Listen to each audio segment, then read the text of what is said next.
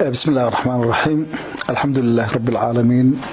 والصلاة والسلام على رسول الله صلى الله عليه وآله وسلم waxaan jeclahay maanta inaan halkan ka ilaahdo arrimo kooban oo dhowr ah oo ku saabsan dhacdooyinkii ugu dambeeyay ee ka dhacay deegaankan Laascaanood iyo arrimaha la xidhiidha sida dad badan og yihiin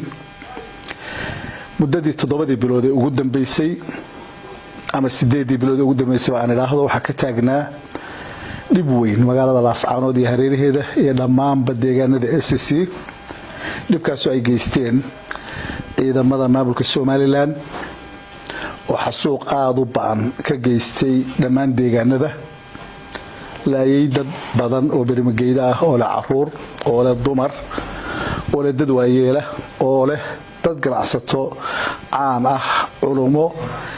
iyo dad muuqday ay kamid ahaayeen abwaano dhibaato kale ka geystay oo ballaaran oo ah dumin magaalada aan loo aabayeelin iyo qixin iyo barakicin lagu sameeyay bulshada deegaanka oo aad u ballaarnayd waxaa loo geystay kamid ahayd in lala dagaalamay cid kasta oo hay'adaha caalamiga ah deegaanka ka shaqeyn lahayd arrimaha bini'aadanimada caafimaadka iyo waxyaabaha la xiriira oo iyagana duqeymana loo geystay qaarkoodna hanjabaado loo geystay oo deegaanka ka baxay baa kamid ahayd waxa kamid ahayd go'doomin lagu sameeyay dadkan deegaanka oo dhinacnaba inay wax ka soo galaan lagala dagaalamay waxa dhintay in ka badan ama ku dhow 600 oo qof waxa dhaawacmay dad gaadhay 2000 iyo dheeraad waxa barakacay 300 oo kun oo qof baa barakacay oo dayac aad u ballaaran xilligii guga uu ku soo maray oo xagaagii u raacay dhibaatooyinka noocaas ee gaadhay ilaahay mahadi waxa ka dambeysay dagaal iyo difaac adag oo ay bulshada deegaanku gashay kadib in 25 bisha maalintii Jimcaha ahayd laga saaray deegaankan ciidamadii dhibka ku hayay ee Somaliland waxaan ugu mahadnaqayaa ciidamada xaquudirka ah halganka ay muddada dheer ku soo jireen waxaan kale uga mahadnaqayaa habdhaqankoodii suubanaa ee uu markii dagaalkaasi dhacay iyo sida ay u dhaqmeen oo ay kamid ahayd qaabka ay u dhaqmeen dadka ay qabteen maxaabiista ahaa qaabka ay u dhaqmeen dadka dhaawac ahaa markii ay gaareen dhalinyaro intaas la garaacayay la dilayay xabad lagu hayay dadkoodii la go'doomiyay markay gaareen xuduudihii deegaanku u lahaa habdhaqankoodii sida ay isu xakameeyeen aad iyo aad baan ugu mahadnaqayaa waxaan rabaa fariinta koowaad inaan halkan iyaga uga diro oo aan u sheego waxa ay dhibku inaga dhaxeeyay ee colaadu inaga dhaxaysay waxay ahaayeen maamul jariimooyin badan geystay oo halkan ka geystay meelo badan oo deegaankii markaa uu joogay ahaana ka geystay maantana halkii bay taagan tahay oo cid wax inaga dhaxeeyaan waa maamulkaas dadka shacabka ah ee aynu wada degan oo wadaagtanahay ee deegaanka ballaaran ilaa iyo jiidada ilaa darnooda aynu xidhiidhka iyo deegaanka ka leenahay wax dhibaato oo ina dhaxayaan lama jiraan dadka waxaynu nahay dad ehela wiil iyo abtigii baynu nahay dad qaraabo ah baynu nahay dad wada dhashay baynu nahay waxaan dhammaantood ogeysiinaynaa uguna baaqaynaa inay ilaaliyaan deegaanka iyo dadka ba ilaaliyaan in dadka kan aaliya cashinimo ka dhaxaysa meel walba way isugu imanayaan in dadka waxyeelo haba yaraatay aan loo geysan lagana hortago wax kasta oo fidqala la keenaya oo dhinaceeda ka tagaya haddii markaas ay dhinaca kale ka timaado wax dhibihi go'aankeeda iyo taladeeda cidii laba loogu soo noqonaya laakiin waxaan ugu baaqayaa ciidamadu inay mar walba ilaaliyaan inay ciidan u yihiin dadkii deegaankii ay u dagaalamayeen iyo deegaamadii kale ee beelaha dariska labadaba mas'uuliyadana ay ka saaran tahay dhowristooda iyo ilaalintooda qodobka koowaad ee aan rabo inaan cadeeyo waa qodobkaas qodobka labaad ee aan rabo inaan ka hadlo waxaan maqlayay madaxweynaha maamulka niman sheeganaya madax dhaqan iyo salaadiin sheeganaya iyo rag kale oo siyaasiyiin oo hadlaya وأبابولي عولادي أول با أي أبابولين أي نبك بدن كو جيستين مدوين كي وجودن بيستي إن كوهن شبيه إني أرسن دوران كوهن شبيه إني دجال جيل دوران وحن أشيجيا دجالكو شلنا واتسوق عدين نبمويه دفنا كبيرة فائدين waxaad iminka danaynaysaa doonaysaa waxa weeye inaad xuduudaha dadkooda degan yahay dibka abuurtaan waxaan marka kood ugu baaqayaa beelaha dariska ah annagu waanu xakameynay ciidamadayadii dadkii deegaankana waanu xakameynay wixii dhibahay deegaankiina ka yimaada dadka aanu ood wadaagtanahay ee weerar iyo colaad kaga yimaada dadka waxay noqonaysaa wixii ka soo noqda dhibaato idinku aad abuurteen waxaanu markaa idinku baaqaynaa inaan deegaankiina wax dhibaato ah iyo wax weerar laga soo qaado dadkan aynaan ogolayn dalkana waa kala leenahay deegaankana waa kala leenahay wixii macaamil ah ee la dhaxmarayana waynu wada dhalanay waana inoo dhaxeeya qolada maamulkana waxaan ugu baaqayaa war dadka dhib inuu ku filan waad gaarsiiseen wiilashoodii wax alla waxay ku dhinteen aan la garanaynin yaa ku dhintay muddadaas 8 bilood oo laga yaaba inay kun wiil lagu waayay in 3 ay ku dhaawacmeen in maanta 300 wax ku dhow maxaabiis la hayo waxay ku dhinteen maanta hadii la weydiiyo aanay garanaynin waxaan idinku baaqaynaa in maanta meel colaad idinka banaanay aanay jirin ee aad ku tala gashaan horaan idin idhi maalintii aan shaqada ka tagayay wardeegaankaygu anagu waan ugu filayay iimaankana waa ku qabnaa idinkana waxaanu rajaynaynaa in deegaankeenu idinku filaado iimaankana aad ku qabtaan haddii aad Soomaali wax la yeelanaysaan waxaan isleeyahay wax waa idin goynaya haddii sidii awalba hasradii aad ku jirteen aad ku wadaysaan dee waa idinku filayo awalba waa ku noolaydeen annaguna dadka go'aankiisa iyo taladiisa isaga iska leh waxay samaysteen maamul iyo hoggaan bay samaysteen iyaga ay u daba fadhiyaan arrimahooda masiiriga ah waxay samaysteen xeer iyo axdi qarameed kaasay ku cadahay meesha ay aadayaan waxay soo saareen baaqiyo ay ugu horeeyaan kii 6 February ee dagaalka loogu jawaabay kaasay ku dhaqmayaan cid wax ka bedeli karta haba yaraateen arinta iyada doonistaas shacabka guud iyo dibad ma jirto sida ay u dhaqan gashay waxa ka dambeeyay waxa weeye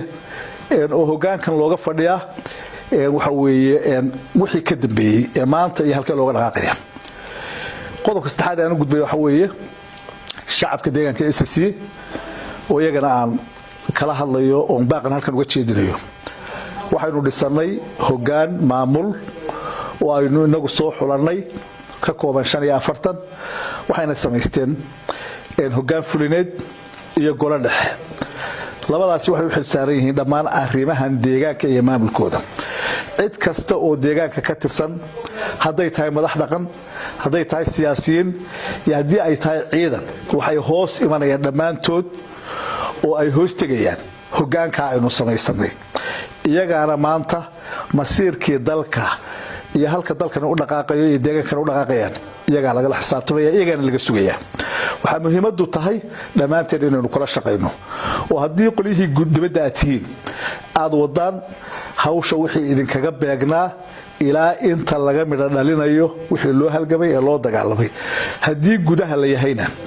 haday noqoto reer miyiga haday noqoto dadka magaalada iyo hadii ay noqoto ciidamadaba inta arinta iyada ah meel la saarayo laga midho dhalinayo in qof waliba uu heegankiisa ku jiro xaaladda dalku hadda ku jira wali waa emergency level xaaladda dalku ku jira deegaankii waa laga saaray cadowgii waa laga saaray maanta laga bilaabo anagu cadow uma aragna nimanka halka ka soo jeeda hadii nabadgeliyo iyo wanaag aan ku wada noolaanayno laakiin hadii ay muujiyaan cadaawadeeda waxa weeye annagana de xululka naga yaalaan way ogyihiin marka dadka deegaanka waxaan ugu baaqayaa qof waliba haday garaad yihiin haday siyaasiyiin yihiin haday ganacsato yihiin haday qurbo joog yihiin talada waxaynu u daba fadhinaa hoggaanka aynu samaysanay oran mayno idinkaanu taladii idin dhiibnay meeshaad kala dhici lahayd kala dhaca waa inaynu ku garab istaagnaa haday dhaqaale noqoto haday ra'yi noqoto haday cudad ciidan noqoto mid walba ilaa iyo neefka xoolaha ah waynu la garab taagnaana oo maamulkaasi inuu dhaqaaqo oo shaqeeyo oo meel maro oo wixii aynu ka sugaynay uu hanto oo xasiliyo waynu arinta ayada ka shaqeynaa hadii Ilaahay raali ka noqdo oo aynu waliba arinta aad iyo aad uga shaqeyno waxaan jeclahay inaan halkan iyadana qodobka afraad aan ka hadlayo ay noqoto waxa jira dad iyo maamulba ehela oo tol ah oo halkan qayb ka ah arrimahaas waxay ka mid yihiin iyo sidoo loola macaamilayo arrimaha ay u xil saaran yihiin hoggaanka la doortay oo ay ka mid tahay sida axda qarbaadka ku qoran maxaa raday xoreynta ama dhamaystirkii halganka iyo in ay ummadda isugu keenaan shir lagu gaarayo go'aamo laga gaarayo arrimaha masiiriga ah waa idin mahadnaqaynaa waana idin haynaa abaalkiin waxaana aynu talada ka wada sugaynaa hadii Ilaahay idmo hoggaanka aynu dooranay waxaanu noo jecelahay waxtarkiini iyo gacantiini iyo taageeradiini intii waa loo baahan yahay abaalkeedana waad helaysaan maxana sharaf idin ku filan maanta inaad aragteen hawlgalkii iyo wixii aad dadkiina tarteen midhoodii inaad aragteen taasa sharaf idin ku filan aad iyo aadna waa idinka mahadnaqaynaa oo maamulka Puntland shacab iyo dawladba aan ka xusayo aad u xusayo waxaan jecelahay iyagana dawladda federaalka ah ee Soomaaliya sidii uu ku soo baxay bayaankii 6 February waxay dadkana cadeeyeen in ay waxa u dhimanayaan ee ay dhibka u galeen ay tahay marka koowaad sharaftooda iyo xornimadooda marka labaadna ilaalinta midnimada dalka xil baa ka saaran madaxweynaha ra'iisul wasaaraha gudoomiyaha baarlamaanka aqalka sare dhammaan golayaasha qaranka xil baa ka saaran dadkan shacabka ah xil baa ka saaran waxaanu jecelahay inay hadiiba ay u jireen markii hore wuxuun dib isu dhigay ay jireen maanta garawshiyo dambe oo dib isugu dhigaan inuusan jirin waxa laga filayaa ay tahay inay hirgeliyaan hay'adaha dawladda oo dhan ay gobolka ka howlgalaan iyagoo la soo xidhiidhaya hoggaanka ay dadka deegaanka ay sameysteen oo hay'ad walba hay'adii ku beegnayd haday noqonayaan hay'adaha amniga haday ku arrimaha bulshada noqonayaan ku arrimaha bini'aadanimada haday noqonayaan ku xidhiidhka caalamiga haday noqonayaan mid waliba kuwii infrastructure-ka iyo kaabayaasha dhaqaalaha haday noqonayaan ay la soo xidhiidhaan ayna si degdeg ah uga howlgalaan deegaanka uga howlgalaan si gaar ah ay awood u saaraan arrimaha sugidda amniga iyo arrimaha bini'aadanimada soo celinta dadkii barakacay oo deegaamadooda lagu soo celin lahaa sidii ay u soo noqon lahayd deegaamada ay ugu soo noqon lahayd arrimihii bulshada waxyaabihii ka burburay iyo kaabayaasha dhaqaalaha intuu ay u soo noqon lahayd dawladda federaalka xil baa ka saaran sida ay Muqdisho xil uga saaran yahay ee gobolada kale xil uga saaran yahay maanta deegaanada SSC-da dawladda federaalka xil uga saaran yahay waxaan rabnaa ka jecelahay inay gartaan xilkaas waajibkoodana ka gutaan dhammaan bulshada Soomaaliyeed aad iyo aad baan ugu mahadnaqaynaa moral support-kii ay bixiyeen laakiin waxa weeye gobolka deegaanku hadda maanta wuxuu u baahan yahay taageero dhammaan ummadda Soomaaliyeed isku garab taagto in la soo celiyo kaabayaasha dhaqaalaha iyo amnigii iyo horumarkii la soo celiyo waa uga fadhinaa haday yihiin maamul goboleedada Soomaaliyeed haday yihiin haday bulshooyinka diasporada ah ee deegaanada dibadda jooga ay yihiin dhammaantood waxaanu jecelahay in aanu arinta iyada ah ay garab istaagaan dadka deegaankan oo waxa ay u dhinteen iyo waxa loo dilayba ay ahayd ilaalinta midnimada Soomaaliyeed iyo calanka buluuga ay siteen wax kale oo dambi oo ay galeen aanay jirin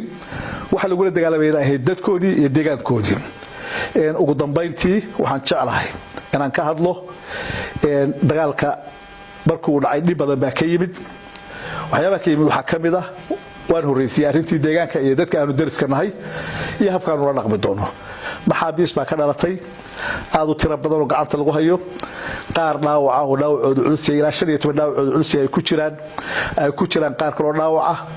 dad qaar madax ay ku jiraan sida ay nafarayso diinteena suuban dhaqankeena iyo xeerarka caalamiga ahiba waxaanu ula dhaqmi doonaa hadii Ilaahay idmo sida ugu haboon ee loola dhaqmo maxaabiis baan ula dhaqminaa waxayna noqon doonaan dad sharfan oo la ilaaliyo amnigooda iyo noloshooda iyo caafimaadkooda intaba la ilaaliyo waxaan rajaynaynaa hadii Ilaahay idmo maalintii haboonaato in cid waliba waxa ay gashay lagu la xisaabtamo lagana wada hadlo oo arinta iyada ee laga wada hadlo wax warwaraho laga qabayo ama email ka dhaco xagga iyaga laga filayana ma jirto u dhaqmi mayno sidii maamulka Hargeysa u dhaqmay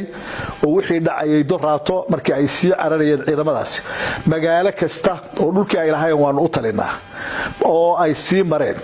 oo dhulkii waliba lagu soo dhaweeyay deegaamada ahaa rasaas iyo xabad bay ku fureen waxay ku dileen in 10 qof ka badan waxayna ku dhaawaceen dhowr iyo 20 qofna way ku dhaawaceen magaalooyinkiina xabad bay kala daaleen haday noqonayso muxuu ahaa cadeeye haday noqonayso Sabakaab haday noqonayso Yugoori haday noqonayso Guumays dhammaantood xabad bay la dhaceen waxay laayeen qaar ka tirsanaa ciidankii iyaga u adeegayay ee u shaqeynayay oo iyaga laftooda arar ku jiray ayay ku laayeen waxay ku laayeen dumar iyo caruur bay ku laayeen runtii habdhaqanka anagu malihin nalagana filmaayo waxaanu cadaynaynaa cid kasto arinta iyada adanaynaysa haday yihiin bulshada caalamka haday tahay dawladda federaalka iyo hadii ay tahay maxaan raday dawladda Puntland cid kasto arinta adanaynayso nagala hadlaysay waxana laga filaya waxa weeye waa wanaag waxa weeye dhowris xuquuqda ay xaq u leeyihiin maxaabiista shalay haday ahaayeen dambiilayaal dagaal iyo dadka iyaga dilaya maanta waa dad maxaabiista oo aanu ilaalinayno waa dad aanu ehelnahay waa dad aanu wada dhalanay dhibka waxa geystay maamulka oo hoggaankiisa iska leh maantana wali u sii bu'aya inuu maaragtay dibadda ma geysan doono oo dagaal dambe waa baabuli doono ugu dambeyntii waxaan rabaa bulshada kale ee Soomaaliland inaan u soo jeediyo hadal oranaya shalay tale idinma weydiineen Muuse markii uu galiyay jariimooyinkan iyo dambiyadan markii uu galiyay tale idinma weydiineen aad baan uga xunnahay kuwii dhibaatooyinka loo geysanay qaar lamida loo geysanayay in maanta Muuse intuu u yeedho sawir ka qaato aad iyo aad baan uga xunnahay waxaan aaminsanahay Muuse waa nima taqaanaan qoloba maalin buu ku dhaafaa shalay bay ahayd qaar buu ku dhaafay ururu sameeyay xisbiyo ku dilay wuu ka gudbay xisbiyadu ku dilay maantana waxaad arkaysaa dad badan oo maanta Muuse approach gareeyay oo uu ka dhigayo in lagu soo duulay reer lagu soo duulay in qabiil lagu soo duulay in la baabi'inayo qabiilkaas dawanka uu tumaya iyo durbaanka uu tumaya annaga xaggayaga ma yaalo waxa colaadu naga dhaxaysa ee dhibaatada noo geystay waa maamul waxaanu la xisaabtamaynaa ee aanu ula macaamilayna wixii uu marba sidoo u dhaqma aanu la dhaqmaynaa waa maamul laakiin dadka shacabka dhibaata naga dhaxayso wanaag baa noo dhaxeeya annaguna waxa kaliya aanu leenahay anana taladayda annaga leh waana ku filannahay idinkuna taladiina idinkaale idinkuna faragelinmayno deegaankayaga annaga leh annaga u talinayna idinkuna deegaankiina idinkaale idinkaana u talinaya idinkuna faragelinmayno wixii inta ka baxsan macaamilkayagu wuxuu noqon doonaa sida aad u macaamishaan aad iyo aad